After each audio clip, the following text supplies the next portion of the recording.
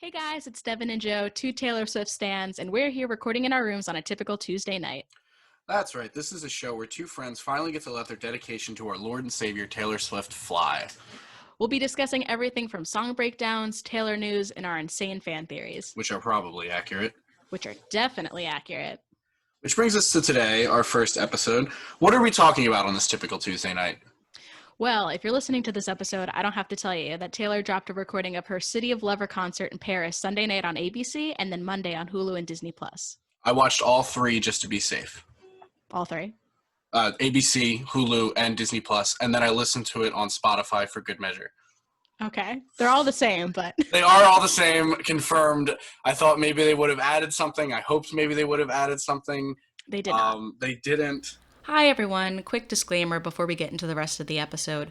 Both of us didn't realize that the non-Lover songs weren't aired, most likely due to the licensing issues involving Scooter Braun and Big Machine Records.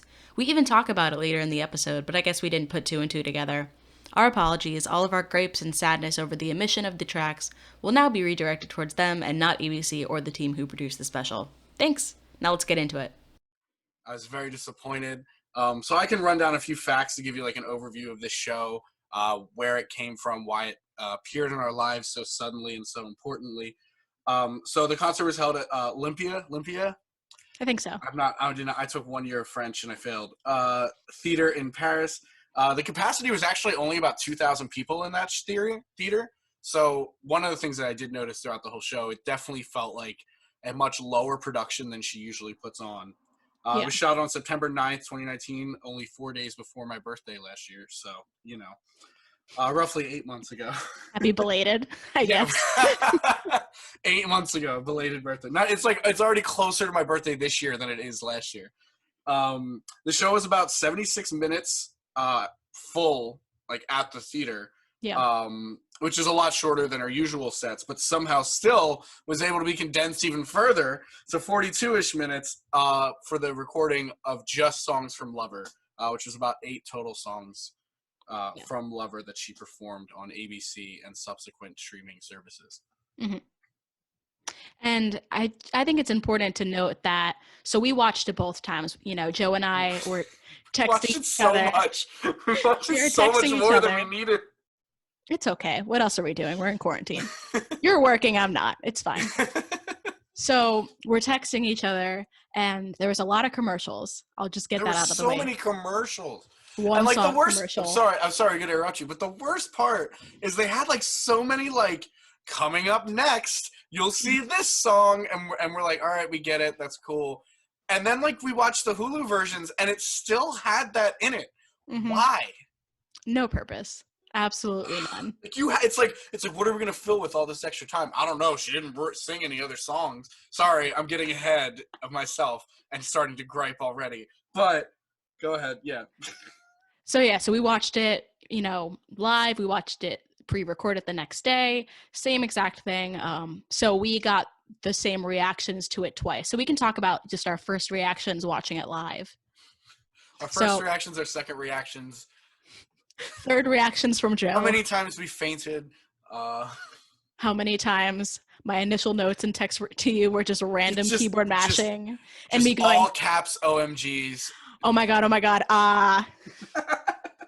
There's one song in particular we'll get to that literally all of my notes are just gibberish. See, I will say my first reaction, or my initial reaction when it opened up was, obviously it was of excitement.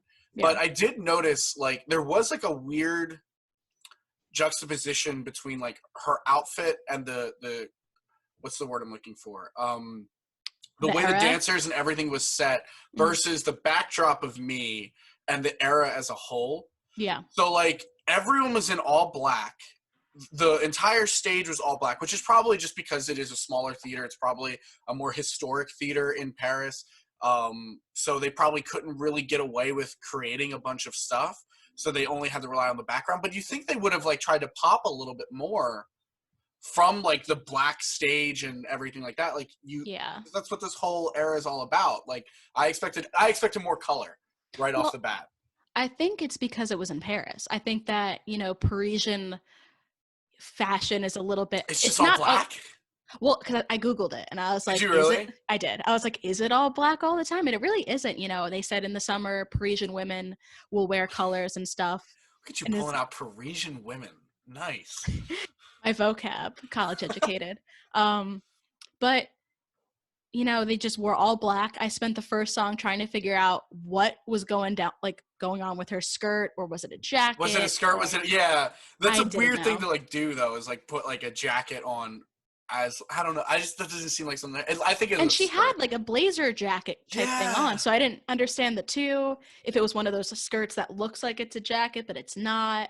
It just really seemed very odd to me. And like part of me throughout the whole thing, knowing from going to a couple of her shows, watching the ones I didn't go to on YouTube, Yeah. like she does, I was expecting a costume change sometime throughout the show, and I never got one. It was Especially just with all that the black. commercials. Yeah, especially she had plenty of time. Sorry. But yeah, no, like I was expecting her to like change into something. I will say like her going through different mics throughout the show Mhm. is pretty cool. And not to get ahead of ourselves, but like what we got from the Lover performance at the end with the pink microphone and the pink stand and the pink guitar, like that's what I was expecting the whole show to be. Yeah. So I was kind of upset that like, I mean, I'm happy it came out. I'm happy I got it at the end, but I was hoping to see more of that throughout the show as opposed to the finale, if you can, quote unquote. Yeah. Well, so how did you like what did you think of the entire thing overall, just like from a performance standpoint? It's hard. I thought there were definitely some standouts, like, and we'll get into more in detail why they were standouts, but like Cornelia Street, a lot of the acoustics were Mhm. really good. The acoustics where it was just guitar or a piano, I thought those were definitely very high standouts. I thought the audience and the stadium specifically, not stadium, stage specifically was a good house for those. Mhm. And I think she really nailed it. One of the things that like I think Taylor is either hit or miss with, and I told you this, and I'll go first on the record to say I don't think she is an incredibly gifted vocalist, but I do think she's starting to get better. Mhm. Um, and coming from someone who has absolutely no vocal knowledge, sucks at singing, can't Yeah. do any of that stuff. So I don't really have like an expertise to talk on it. But in my lowly opinion, that is extremely biased, I think she's starting to improve a little bit, and I can tell just based on like when she is solo with a guitar or solo with a piano, where she has to rely on her voice more than like being drowned out. Because one of the things I noticed with like Me, You Need to Calm Down, and like the big budget, for lack of a Production better term, wise, yeah. production wise ones, it definitely felt like she wasn't you couldn't get her voice as much, if that Mhm. makes sense. Like Well, yeah. if you had told me she was lip singing for those, I'd be like, I'd be probably not, but I couldn't really refute. Like I could be convinced that she was. When you get to like Cornelia Street, Death of a Thousand Cuts, all those, I was like, no, she's definitely not. Like Yeah. you can hear it. I mean, from my opinion on like the big production pieces, you can tell that they weren't lip synced because you saw that difference from the Mm-hmm. acoustic to the Yeah. production. And I think that, you know, vocally, she's so much stronger than some of her past performances. Oh yeah.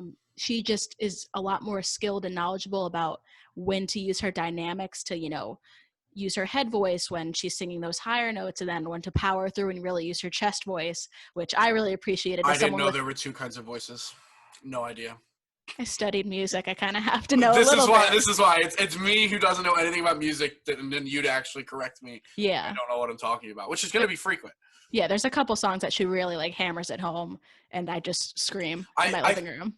I think like that's one thing about Taylor as a whole, not even from this performance, that I think I might do a deep dive on a later episode. But her breakdown of the way that she sings, especially the way that she writes songs and puts them on like a record, of like she does build them to be a great performing song, Hmm. because they always start very simplistic, very low and normal singing, and then towards the end they just build. They get a bunch of like overlaps, Yeah. trills that go on at the end, and then just like crescendos into this big finale. And I think like just the way that she writes a lot of those songs just really comes together for her performances and stuff, and really lends to her performance style, which is one thing that I think is odd. Like it was weird for me to see Taylor Swift, and like whenever you see her in concert, you're not seeing a concert. you're seeing a show. Oh yeah. You're seeing a production. Mm-hmm. You're seeing basically what you would see on Broadway. And I recently just watched Speak Now World Tour because I've been getting into Old Taylor a lot lately. Yeah. I've recently watched that. So going from watching Speak Now, where at the end of it, I felt like I felt like I finished watching a fairy tale, to this where it's just like, all right, I'm watching someone sing and talk about her life, which it's something that's very important to me and I love, blah, blah, blah. But there's just such a difference there. And I think like with Taylor, that's what her life is these productions. To see her not do a production is weird. You also opinion. You have to remember, this isn't a tour though. I know. Like this was her release party. I know. Well, thanks, Corona.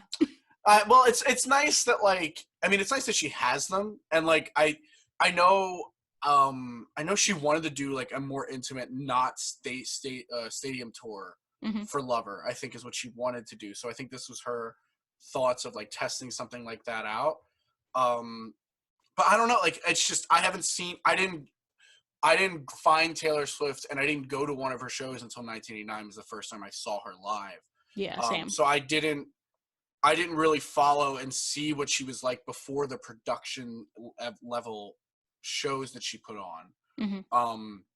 One thing while I'm speaking about Speaking Now, I will say she has improved drastically on her segues between songs.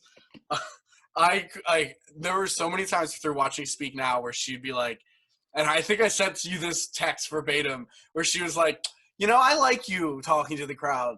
You just seem really nice. And some people, they aren't so nice. They're really mean. You, with your words. Like, I was just like, Taylor, you can't do that.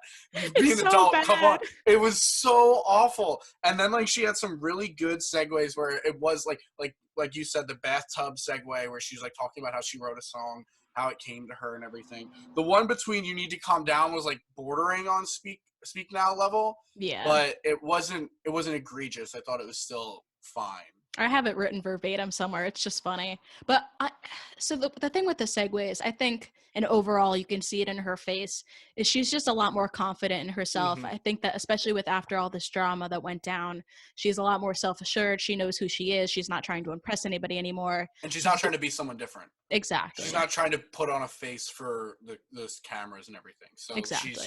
she definitely seems more genuine. Exactly. Which is weird because she'd always been like, I mean, you can chalk it up to ignorance and just not really paying attention, but I always thought she was genuine from the beginning. Yeah. And I think that comes out every time she says, thank you guys so much, because that's like to me, that's like her catchphrase. But like when she came out speaking French, saying merci, and then immediately transitioned to thank you guys so much. Bonsoir, Petty. Bonsoir, Petty. I lost my mind when I heard that. Yeah.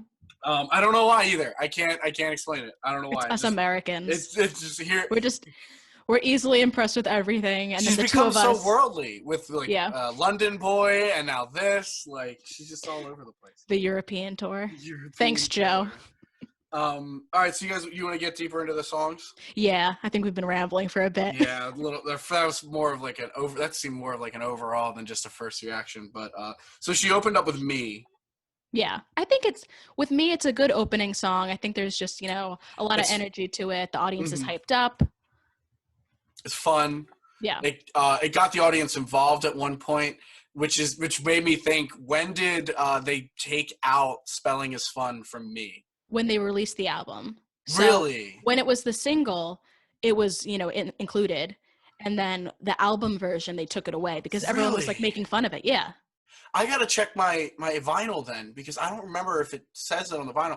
It shouldn't say it on the vinyl. I didn't notice it until Spotify played it randomly one day, because I didn't listen to it much on the album because I burned it into the ground because I played it on repeat when it came out. But no, I didn't realize it until maybe a month ago that they took out Spelling is Fun, and then it was back on this. So I guess she just wanted to keep it in for like as an inside joke for the audience. The audience was 100% hyped because I don't think they were expecting. I think even if she didn't say it, they would have said it. Like they would have screamed it loud enough that she would have been like, I should have said it. Like, she knows she needs to lead into it. Like, it was a weird one. It was a weird addition to the song. Yeah. But I think it definitely helped getting the crowd like off their feet into the song, get into the mood of like being at the concert.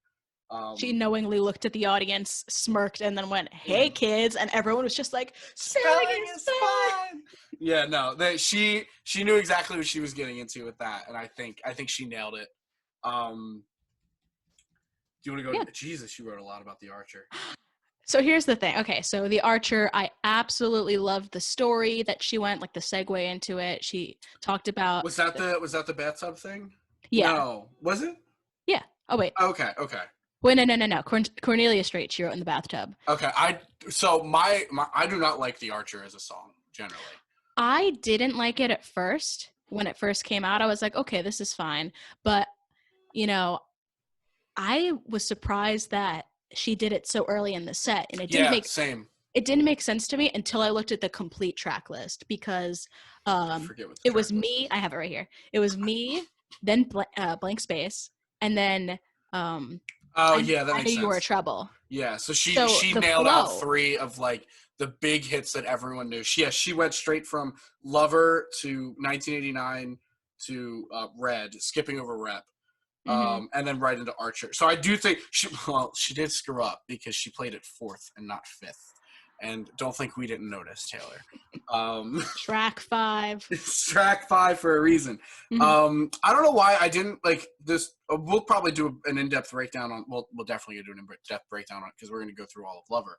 Yeah. But I don't know why I didn't like it as much. And I'll get this right out of the way on the first episode. When I say I didn't like a Taylor Swift song, I mean that out of 100, I give it an 89.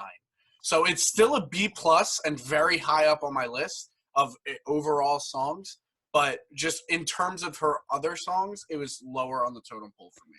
Did you give it a 1989? Yes, that's why I picked the number 89. Yeah, 100%. Saw right through it.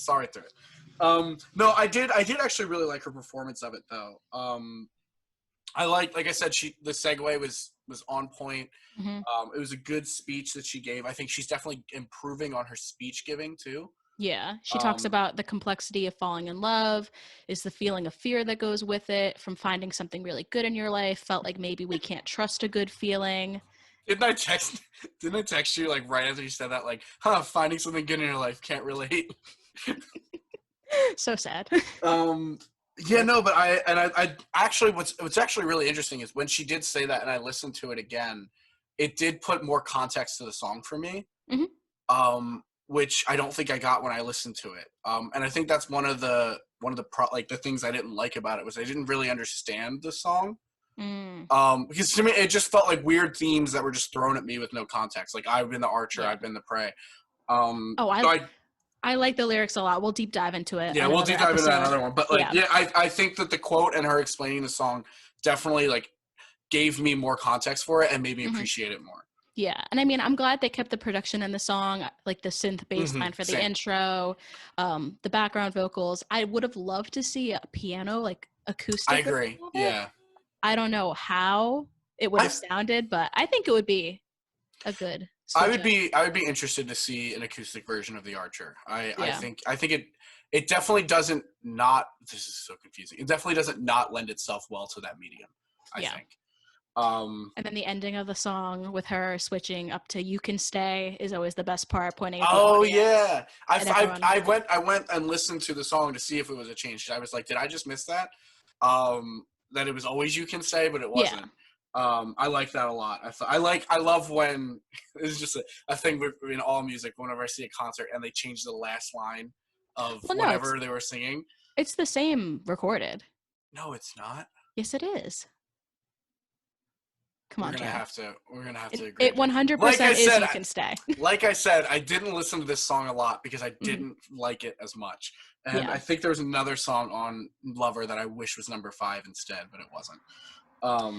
So then after the Archer, we get into our first commercial break. Yeah. Fun first fact. Of 30 billion. They showed the Capital One commercial with her being like the server. And you never saw that commercial before. I saw the beginning of it, but I didn't notice all of the the It's rest wonderfully adorable. It's like is. a really adorable commercial. Taylor Swift serving up looks while she serves up customers. So after the commercial break, we come back and it's the start of all the acoustic sets. She says she's excited to perform them live for the first time acoustically.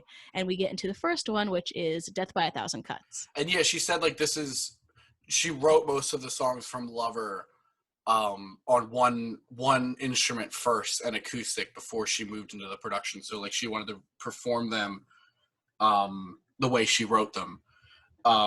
So it was Death by a Thousand Cuts was the first one, and I absolutely loved this this song and the way that she performed it. I want to do a deep dive. Well, I'm going to keep talking about future episodes. I got to stop. Getting ahead of myself. So we're going to rank them all later, but this one was your top. This one was my top performance, yeah. Now why? It goes back to what I said earlier about like the way that she can just build a song to crescendo in just the right way. Mm-hmm. And I think what's interesting about the way that she did this was it wasn't even that she crescendoed it because she was on an acoustic guitar, which is really difficult to like build and build and build because you can get louder on an acoustic guitar, but you're definitely capped. And you kind of really have to rely on your voice and your emotion of your voice and your pacing. Yeah. And I think I said that to you when she was going through the my hips, my blah, like all of that. Like I spent like the cadence and the flow that she had when she was performing it live was just insane to me. Look at your music words. Yeah. Is that right? Is that the right words? All right. Yeah. Cool. But yeah, no, it was so good. And I think like the thing that really did was instead of using power in her voice to really hit the crescendo at the end, she used more emotion in her voice, and you just felt the like this feeling of it. And I made a note in my head that I don't think I mentioned to you, but the more I listen to Death of a Thousand Cuts, the more I really appreciate it. I actually watched the movie that it was based off of, Something Great on Something Great or Someone Great on Netflix. And now like that I have the context of the inspiration behind the song, everything with Taylor's context anymore. But now that I have that context and I think about like she wrote it based on a story of someone who was out of a 9-year relationship, and like it's nuts to me that that wasn't even her relationship. That wasn't. Yeah. It was nothing that happened to her, and she sings it with the emotion that makes you think that it was. Mm-hmm. So just the emotion she conveyed in that song really took it another level to me and made me like it even more. Yeah, I love the bridge for that song. So what the bridge? Yeah, all right. So that's one of the words I still bridge. It's like the end, right? It's like right between like the last chorus and a verse. And a verse. All right. Yeah, cool. it's because it's all about formatting. We can talk about that later. Yeah, you have to teach me some stuff about that. But yeah, I don't really have that many thoughts about Death by a Thousand Cuts. It was definitely up there for me, but this next one was my favorite. Really? Which was it was good. Go ahead. We're gonna fight. Okay. So Cornelia Street was my top song, which is so funny because Cornelia Street was not one of my top songs when the album released. Same. I liked it. It was okay. It was a good song, but out of all of the live performances, it was just so good. And I quoted my my initial notes to you, and then in my notes app was, "She sounds so good. The chorus, she sounds so good. Scream that chorus, girl." I just went off. It's just the intro segue, writing the song in the bathroom. Was really good. Yeah. Mm-hmm, in the bathtub. Was really good. But the entire time, like, this is really where that head voice and chest voice comes in because, when she sings that higher, it's good. Like, in the chorus, I really liked how she switched it up. She went, like, head voice, and then, City screams your name, and she was just belting it. But the last chorus, where she just does it, like, the entire time, she's just screaming. She's just dynamically. It's just amazing. It's so good. Did I put this number 2? I hope I put this number 2. I think you put it number 3, which is why I was so mad at you. What was number 2? What did I put for number 2? Oh no, I agree with I agree with previous me. No, post me was right. Cornelia Street was the best song vocally. You can see it in her face. Just chill. I know it. Like, it means a lot to her. I don't know. Like, I liked the song when it came out, but it definitely fell to more of middle of the road of the album for me. Well, like, exactly. Same with me, but live. This didn't revive it as much as it did for you, I think. it was so good. The lows are really low and quiet, and just you feel the emotion and the passion, and then she just goes ham, and it's so good. I love it so much, and I need you to love it. I do. I love it. Don't get me wrong. It's number 3. Like, that's not bad. Out of 8? That's still not bad. That's a bronze medal. All right. So that's pretty much all I thought it was really good. I think that the problem is just it's coming up, but I like Daylight as a song better than I like Cornelia Street as a song. And I think, just to do a quick comparison, like, I just think Daylight, Cornelia Street, and Death by a Thousand Cuts were all sung and performed in such a similar way that they kind of congealed a little bit for me. So the way that I picked it out was just, I like this song, and then I like this song. So, like, it was it's hard because they all have the same thing of, like, her raw emotion belting out, like, the end of the song on, like, this weird, like, not weird, but, like, acoustic low instruments that, like, didn't really provide a lot of power, so you're mostly getting everything from her voice. So I kind of ranked it in the way I like the songs, which is weird because I thought I liked Daylight less than I liked Cornelia Street when the album came out, but now flip-flop. Yeah, we can get into that later. I mean, our rankings are honestly pretty much the same, but you put Death by a Thousand Cuts first. I put Cornelia Street first, and then everything else just. And you were just really passionate about that for some reason. Oh, so good. Okay, so then we had another commercial break. Second after commercial 2 break. songs, 6 minutes, then commercial. It gets worse. I'm so but bitter. We had a little dressing room warm up where she was doing the man. In the outfit she should have worn. Like, what was that? A nice pastel pink shoes, some stripes, I think, going on. It was so annoying. Like, I watched it. I'm like, why are you in all black when this outfit was right there? She wanted the Patty glam. I guess. I don't know. I didn't like that. So she warms up to it, and then we get the performance of the man. Just want to put this out there. It was both of our least favorites. Yeah. We both ranked it last. It was good. It just wasn't my favorite. I don't know what I feel like The Man is such a divisive song because some people have taken it and adopted it and just made it like a feminist rights movement, which it is. Like, it's and that's why she wrote it, and that's why it's out there. And it's a phenomenal song. It's just not one that I really cared about. Like, I care about the message behind it and everything, but like the song itself, I don't really connect with or enjoy. I don't. Again, you are a man. I am a man. So I do feel a little called out. No. But again, bottom of my list is an 89 out of 100. So it's still up there. I still loved it. The main problem I have with The Man was I do not think it's an acoustic song. I do not think that song lends itself well to just an acoustic guitar. Don't get me wrong, she did everything she could to bring as much out of it as she could. Yeah. But like, I just hear that song and I think of a big production behind it because she's selling a big message and she's doing like all of this stuff around it. I feel like it needs more than just her and an acoustic guitar, which I guess if you look at the symbolism of it too, like it's just her like on her own fighting the man kind of thing, which I get. She is the man. She is the man. You seem to write a lot about this. Yeah, so I actually thought about it a lot. And here's the thing.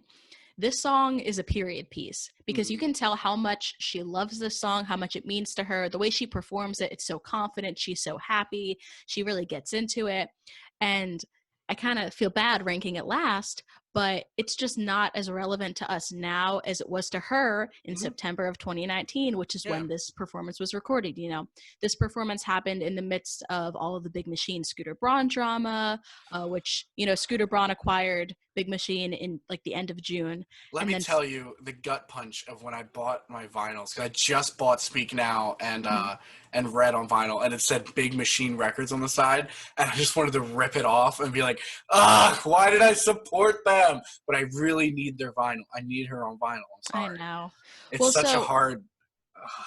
So there's that. And then September was also when her Vogue issue came out, and she discusses sexism, scrutiny, standing up for herself. And then in November, she airs out all the drama about, hey guys, please reach out to people. I'm not able to perform my old songs for the AMAs, more of the Scooter Braun drama. So, picturing yourself as her in September of 2019 when you're in Paris performing it, I can see why it has a lot of impact to her. But, a whole 8 months later, it's not as relevant as it was. I mean, I even so, like, I think it is. I think it's still very relevant. I think it's 100%. still very relevant to her.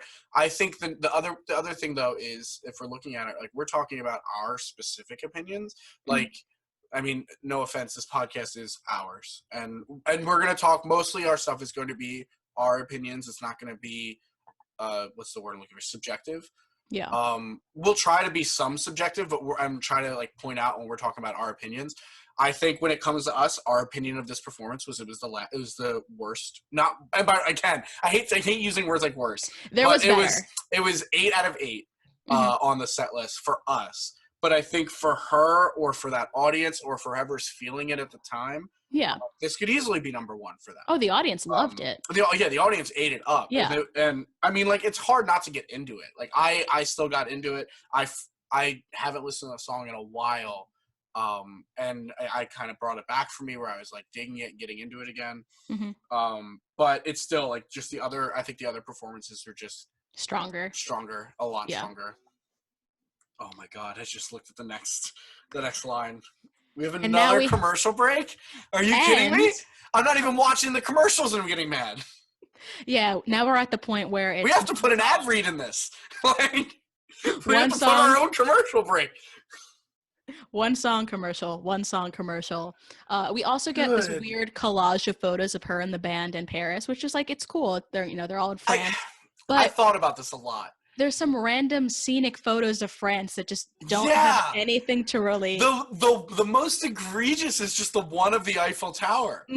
It's like, it doesn't have Taylor in it. It's just the Eiffel Tower. And I'm like, we get it. I could go on Google and find that image. I don't need to see it in the special. Play All Too Well. Like, I was just so mad. I'm like, why are you filling time with not songs when you've cut songs? Like, it just makes no sense to me. Stop griping. We'll get to that later. Sorry, that's for the end. I know, but it's just so hard. So we get Daylight next, which is my number 2. So I'm number 3. I think it's my number 4. Oof. Here's we'll talk about it later, but I'm a little emo because this is the only acoustic piano song we get, when you know that All Too Well and potentially Red would have been on piano. Both would have been on piano. Yep, I'm coming for you, ABC. I'm coming for you. My favorite part of Daylight, why it was, like, up top for me, is her artistic choice to bring the octave down in the bridge, and she's just singing it low. You can hear the words and the lyrics so much better. I think that elevated it so much higher for me, because, like, when I remember when I first heard this song, I didn't think much of it. I kind of, like, it became a skippable song when I was doing my listens to the album. And then I had a friend who I wanted to have on this podcast. She mentioned that it was one of her favorite songs, and I was like, how? Like, I don't understand how that can be your favorite song. Like, but then I listened to it more, and, like, and I started liking it more, but I love it even better with the lower register. Because, you noted, I thought that she changed the lyrics. Yeah. Because when she sings it so high, I couldn't understand what she was saying half the time. It took me forever to learn that one of the lyrics she had was golden, but it's golden, burning red. Like, I didn't know she threw in a burning red reference and then switched it to golden. I didn't even know. Well, I knew that like before watching this, but like when I first started listening to that song, it took me a while until I, like, looked up the lyrics to know that. Yeah. Because I think I saw somewhere, like, a theory about someone saying, like, how she's changed from the Red album to now. Well, exactly. And I mean, we'll get this later, but, like, the whole Lover album has so many tiebacks to her older albums throughout all the lyrics in the, album. So, I once believed love would be burning red, but it's golden, like Daylight. Oh, it's so good. It's so really good. Really, really good lyricism in that song. Yeah. So then we had another commercial break. You guessed it. Another commercial break. Oh my God. And that's not even the last one. One more. Oh my gosh. So we had "You Need to Calm Down," which is the bad segue. Not great. Love is a quality, and anyone who disagrees with that, in my opinion, needs to calm down. You with your words like knives and yeah, no, it was just not. That one wasn't great. It was cute. It was very cheesy. It harkened back to Old Taylor, which I thought was cute. Yeah. This song I probably had on repeat for 3 straight days. I didn't listen to any other songs when it came out. And now I'm so burnt out on it that like I can't get into it as much as I wish I could. Yeah. But the shit, yeah, you have "Shade Never Made Anybody Less Gay." They emphasized that. They really brought that home. And honestly, they did it with a production, which is good. Like, exactly, that song is like production heavy. Out of all of the performances, with me coming in at a close second, I feel like this song felt the most close we would get to a tour level production type number. You know, then I looked at her outfit and it was all black, and I was like, "What's going on?" Yeah, the choreography, the graphics in the background, everything was very fun, very bouncy. You know, something that you would see on tour. Mm-hmm. And then we have another commercial. The last one. The last one, thank God. Mm-hmm. Well, it wasn't the last one for us because we were hoping that another part of the show would come afterwards. It didn't. But then we had "Lover" as her finale, which I think was a good choice to be the finale. City of Lover, album's called Lover. Mm-hmm. It's not as, I don't know what the right word, bouncy maybe as I would think a finale would be. I'm trying to think of like her actual finale to the show was "Shake It Off." Yeah, which is why it felt so weird that this was the last song, because I mean we can get into it in a little bit later, but the ending felt odd because the way she was talking, she's like, you know, thank you, XYZ. I wonder, it does make me wonder if like they recorded that was what she said after "Shake It Off." I don't think so. You think it was like an encore situation? It was an encore. "Shake It Off" was the encore song. It was? Oh, yeah. I thought I never really knew her to have encore songs. It was usually like she goes to the end and then ends. No, I looked it up and this was like her encore. Oh, okay. Because you see like everyone just kind of standing there in place still, like they were going to perform another song. As an encore. I'd be really pissed if "Shake It Off" was my encore. Sorry. I like this song. Like I said, I like the look that she brought to it. I still thought it was weird juxtaposed to the black outfit, but it was what I wanted the whole night. I love that aesthetic. I love the pink guitar with Lover on it. And it also, I like that it has the that pink guitar doesn't have the body cut out. Yeah. Because it reminds me of back when she had the old guitar with "Speak Now." The wood grain one that just had like the bedazzle stuff on it. Yeah. That was what I thought was so iconic. Taylor was like guitar that didn't have the hole in it. Not a hollow guitar. Not a hollow. Well, I'm sure it's still hollow, just not, you can't see inside of it. Yeah. But I always associated it with Taylor, so it was nice to see that, if you could call it a callback. Yeah, I mean, the song was good to me. I feel like at this point I've just heard it so many times. It's kind of overplayed to me. That's why it wasn't higher on my rankings, but I'm trying it was not good. to listen to it because I'm like toying with the idea of it being my wedding song, but I don't know. I know.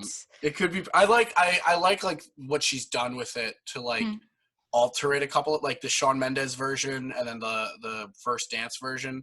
Like I like how she's changed them up. You don't like them? I hate the Shawn Mendes version. All right, well, we'll get into that on another episode. That's going to be a fun argument. What did you have here? You have notes for "False God" as the credits? Was that the credits? Yes. Why? Exactly. What? How did I miss that? Well, so, you know, they go, no, actually, now that you say it, and then they go, hear it. We might just... Like, now I hear it. Her most, like...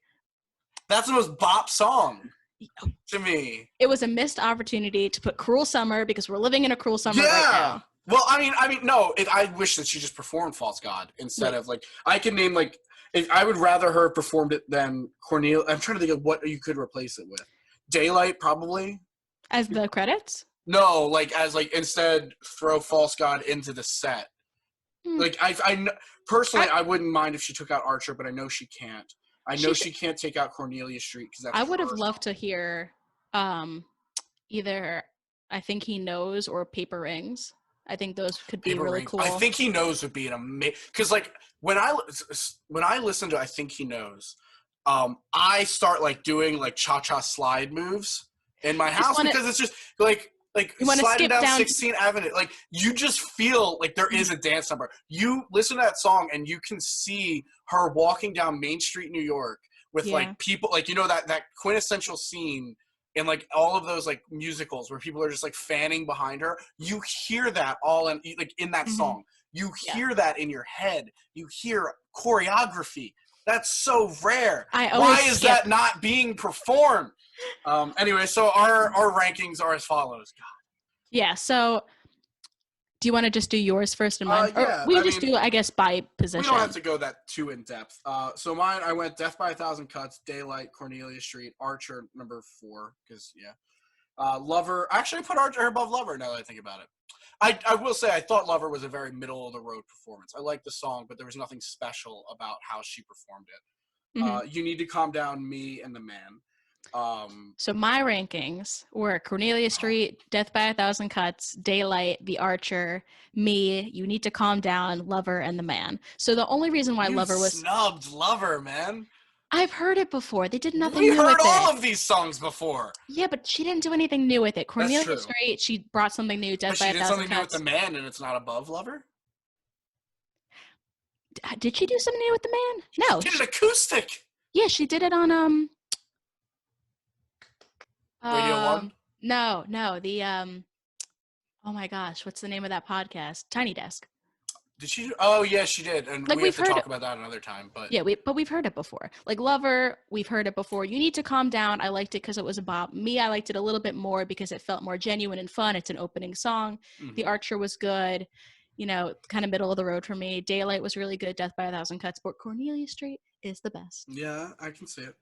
And we had pretty much the same rankings. I mean, The Archer was the same for us. You Need to Calm Down was the same for us. The Man was the same.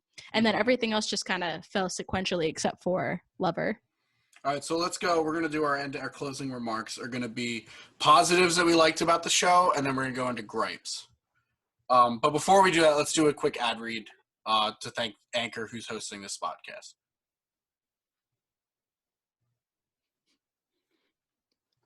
All right, so let's talk about the things we liked in the show. What were like some of the things that like stood out to us that we really enjoyed?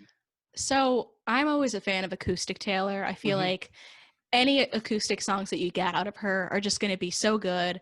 I think that, like I said earlier, the emotions just really show, and I think that she just, for an intimate setting, it was the right choice. What was the tweet you sent me that someone made? Oh, it's from Tyra Banks. Was it? Oh, that was Tyra Banks? It was Tyra She Banks. said, I don't care. I can listen to Taylor do acoustic anything. Read me the phone book? Yeah. Mathematical equations? Let's do it. Yeah. I didn't get the third part, though. She said, I would watch Taylor Swift perform absolutely anything acoustically. The phone book? Sure. Mathematical equations? Done. Cornelia Street? I'm underserving. What does that mean? Underserving? It's like, I don't deserve it. See, I read, jeez, that's so bad. I read that as under as one word and serving as another word, not undeserving. No, it is under, like, what is it, unserving? You're undeserving. You do not deserve it, right? That's what the word is. Not you're underserving it. The word is underserving is one word, not undeserving. The word is underserving. I don't understand. This is not Taylor Swift related. We're getting out of here. I agree. Oh. Yeah. Get out of here. You thought you were. I knew I was wrong. I corrected it. No, because it's spelled underserving. And yes, it's because I think Tyra Banks did a spelling error. Okay, I believe it. Let's blame Tyra. I agree, though. I think Taylor at acoustic is amazing. I loved her Tiny Desk performance. Yeah. But one thing that I did notice, because I just rewatched the Tiny Desk performance for research. Same. And for fun, because why not? But I did notice, like, her vocals in that were not up to snuff, I thought. Like, personally, like, I didn't think she really nailed a lot of what she sang in that. To see the difference between that and this, she absolutely killed. I can't think of any negative thing to say about how she sang or her vocals at all in this show. Well, I'm curious because, I was going to say maybe it's the mix, but Tiny Desk has been known to have a really good like production mixing level. So it might have just been her voice on the day, because at this We all have bad performance voices they were days. adding, they were adding And reverb, they were, they were adding, yeah. all those effects. It didn't sound, I mean, obviously it didn't sound like what we would hear at the concert. Like it was definitely touched up. Yeah. Like I said, I thought I didn't think her stage presence was all that stand out. For some of the numbers, it was better than others. The rest I have is gripes. I'm sorry. And aside from it being like a fun jaunt, and fun to like live in that moment and watch it for an entire day, basically. I do have some gripes. All right. And they are loud. What the expletive? Why did we not get All Too Well? I know. I'm so annoyed. So, but just to give you some context of this show, and I know we're running a lot longer than we ever hoped to, but I mean, we're talking about Taylor Swift. We're going to go far. I made up a whole list of what the set list from this show was on our notes about this episode. And when I was doing it, I saw All Too Well on it. As a matter of fact, I saw 3 track 5s, and I specifically noted that there were 3 track 5s. But there was only one song from pre-Red era, which was Love Story, on it. And there were just a lot of songs that I was like really excited to see that weren't necessarily from Lover. And I feel like betrayed, bamboozled. Like I feel flim-flammed. Like get out of here. I want to see those songs. You recorded them. You didn't just turn the cameras off. Could you imagine? This isn't Lover. Like what guy in the technical studio? Like, where is that footage? There's no way that footage is never going to be released.